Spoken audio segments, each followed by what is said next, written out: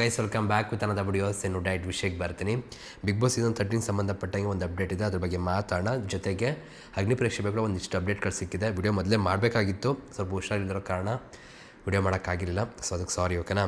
ಜೊತೆಗೆ ಇವಾಗ ತುಂಬ ಜನ ಕೇಳಿದ್ದು ಪ್ರೆಸ್ ಮೀಟ್ ಬಗ್ಗೆ. ನಾನು ಆಲ್ರೆಡಿ ಅಪ್ಡೇಟ್ ಮಾಡಿದ್ದೆ, ಈ ಮಂತ್ ಎಂಡಲ್ಲಿ ನಮಗೆ ಪ್ರೆಸ್ ಮೀಟ್ ಆಗುತ್ತೆ ಅಂತ. ಡೇಟ್ ಕನ್ಫರ್ಮ್ ಮಾಡಿರಲಿಲ್ಲ ನಾನು, ಯಾಕಂದ್ರೆ ನಮಗೂ ಹಾಗೆ ಹೇಳಿದರು. ಡೇಟ್ ಕನ್ಫರ್ಮ್ ಆದಮೇಲೆ ಹೇಳ್ತೀನಿ ಅಂತ. ನಮ್ಗೆ ಅಪ್ಡೇಟ್ ಸಿಕ್ತು ಇವತ್ತು. ಆ್ಯಂಡ್ ಏನಪ್ಪ ಅಂದರೆ ಇದೇ ಭಾನುವಾರ 30ನೇ ತಾರೀಕು ಮಧ್ಯಾಹ್ನ 3 ಗಂಟೆಗೆ ನಮಗೆ ಪ್ರೆಸ್ ಮೀಟ್ ಶುರು ಆಗುತ್ತೆ. 1-1.5 ಗಂಟೆ 1 ಗಂಟೆ ಪ್ರೆಸ್ ಮೀಟ್ ಇರುತ್ತೆ. ಅಲ್ಲಿ ನಮಗೆ ಪ್ರತಿಯೊಂದು ಕೂಡ ಉತ್ತರ ಸಿಗುತ್ತೆ ಅಂತಲೇ ಹೇಳ್ಬೋದು.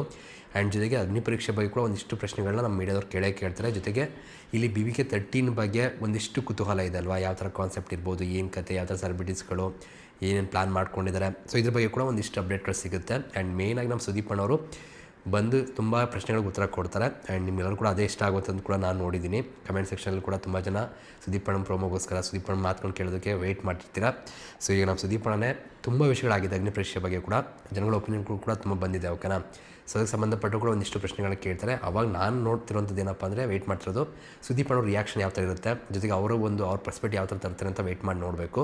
ಖಂಡಿತವಾಗ್ಲೂ ಮೀಡಿಯಾದವರು ಒಂದು ಒಳ್ಳೆ ಪ್ರಶ್ನೆಗಳು ಇಟ್ಕೊಂಡು ಬರ್ತಾರೆ ಅಂತ ಅನಿಸುತ್ತೆ. ವೆಯ್ಟ್ ಮಾಡೋಣ. ಜೊತೆಗೆ ಮಧ್ಯಾಹ್ನ 3 ಗಂಟೆಗೆ ಕಲರ್ಸ್ ಕನ್ನಡ ಇನ್ಸ್ಟಾಗ್ರಾಮ್ ಮತ್ತು ಇದರಲ್ಲಿ ಅವರ ಯೂಟ್ಯೂಬ್ ಚಾನಲ್ ಕೂಡ ಲೈವ್ ಸ್ಟ್ರೀಮಿಂಗ್ ಆಗುತ್ತೆ. ಆ್ಯಂಡ್ ನಮ್ಮ ಚಾನಲ್ ಕೂಡ ಲೈವ್ ಸ್ಟ್ರೀಮ್ ಇರುತ್ತೆ. ನಾನು ಕೂಡ ಲೈವ್ ರಿಯಾಕ್ಷನ್ ಕೊಡ್ತಾ ಮಾತಾಡ್ತಾ ಹೋಗ್ತೀನಿ, ನೀವು ಕೂಡ ಜಾಯ್ನ್ ಆಗಿ. ಆ್ಯಂಡ್ ಖಂಡಿತವಾಗ್ಲಿ ಸೀಸನ್ ಒಂದು ಫ್ಲೈಟ್ಗೆ ಸಂಬಂಧಪಟ್ಟಂಗೆ ಇರುತ್ತೆ ಅನ್ನೋದು ಗೊತ್ತಾಗ್ತಾ ಇದೆ.